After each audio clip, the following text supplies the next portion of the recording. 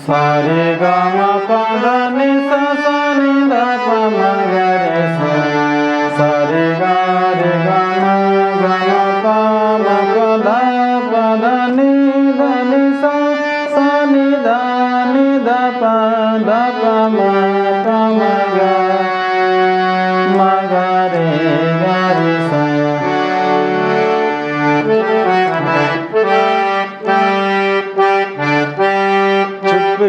चुपके रात दिन आंसू बहाना याद है।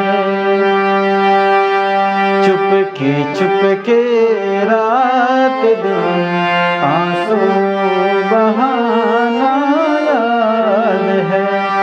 हमको अब तक आशिकी का वो जमाना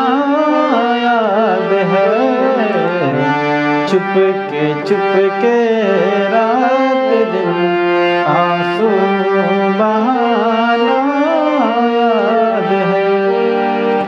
नमस्ते प्रणाम दोस्तों, हारमोनियम की दुनिया यूट्यूब चैनल पर आपका हार्दिक स्वागत है।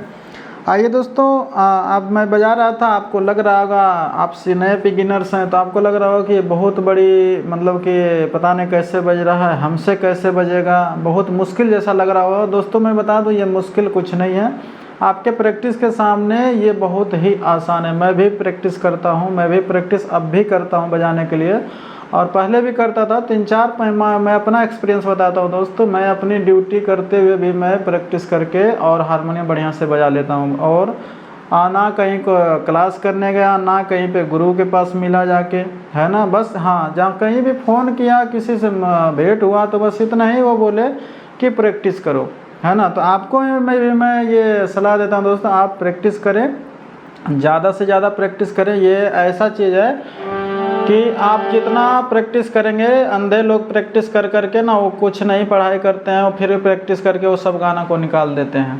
तो आप ये बस आप बजाने वाले हैं तो आप ये बस ध्यान में रखें, एक जुनून जोश जज्बा रखिए और आपसे बिल्कुल बजेगा। दोस्तों मैं एक कमेंट आया था, कई के दिमाग में चला हुआ है ये दोस्तों, ये देखें, ये जो स्वर हमारा होता है, जो बेसिक जो है बिगिनर्स हैं उनको स्वर का पता ही नहीं है कि स्वर टोटल कितने हैं, है ना। वो समझ रहे हैं कि 7 स्वर हैं। तो मैं बता दूं कि 7 जो शुद्ध स्वर ओनली है ना। इसका आप स्क्रीनशॉट फोटो खींच लें और आप अपने को नोटबुक पे इसको नोट कर लें। दोस्तों टोटल जो मैं बता रहा हूँ कि ये टोटल जो स्वर होता है, टोटल ये 12 है ना। 12 में ये टोटल 7 जो है शुद्ध स्वर होते हैं, सा रे गा मा पा धा नि, ये 7 जो है शुद्ध स्वर आपको दिख रहा है।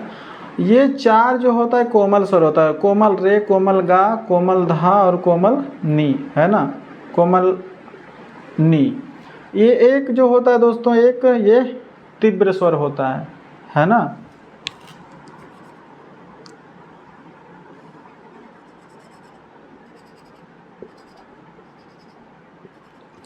इसके नीचे मैं वो निशान देना भूल गया था, तीव्र जो कोमल रहता है उसके नीचे ये निशान यहाँ पे रहता है ना दोस्त।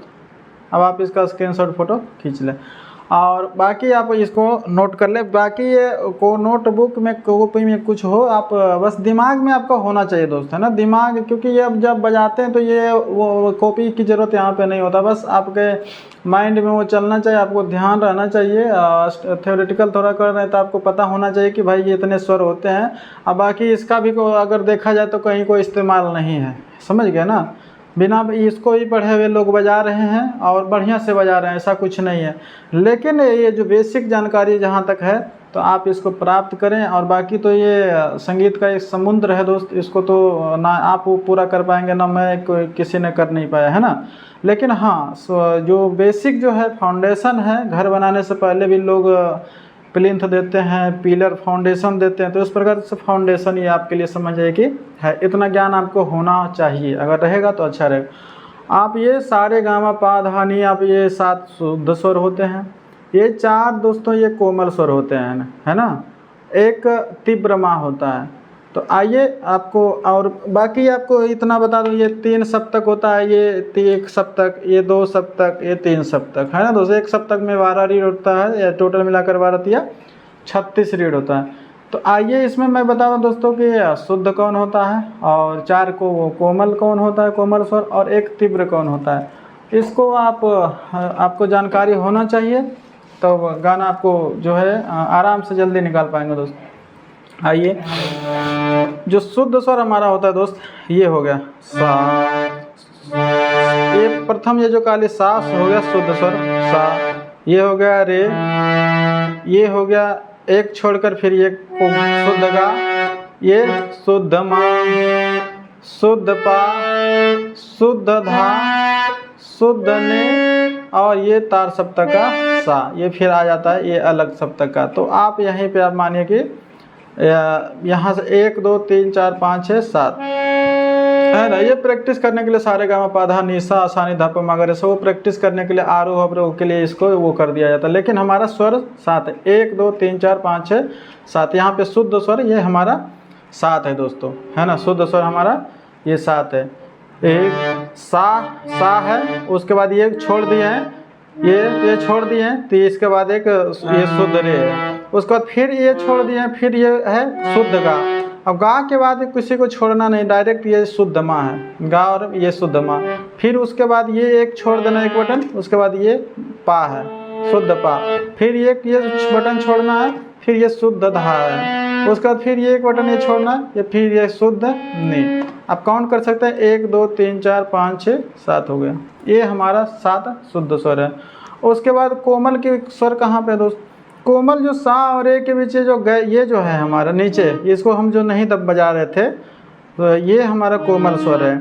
हमें जो सारे गामा जब बजाते तो यहाँ से सारे गामा, तो ये जो सारे, इस एक बटन आप ध्यान रखना है कि एक बटन छूट जाता है, तो यही सा और ए के बीच जो आपने छोड़ दिया, ये कोमल रे हो गया, एक स्वर हो गया।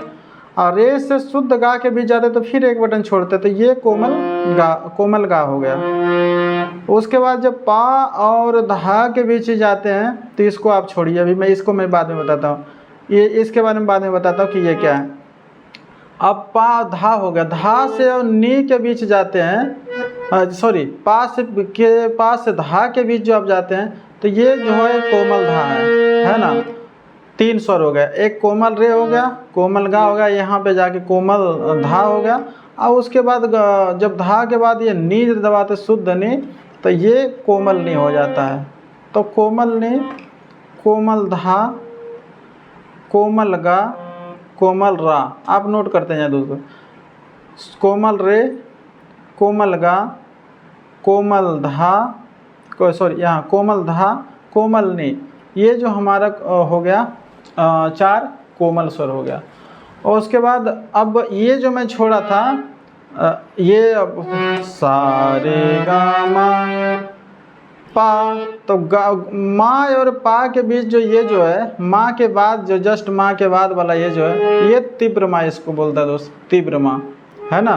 तो 7 आपका शुद्ध स्वर हो गया, सारे गामा पा धा निशा।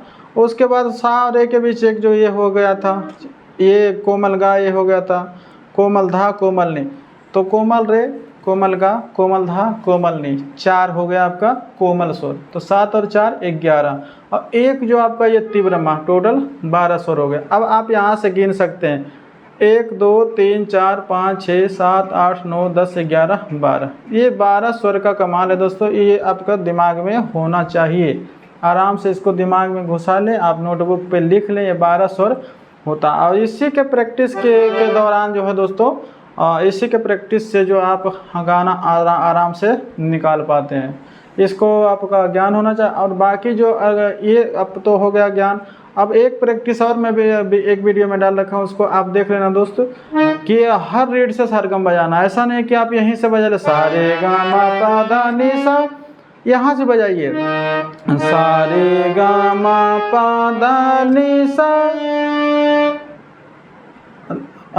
सारे सारे गा मा पा धा नि सा, सा नि धा पा मा गा रे सा।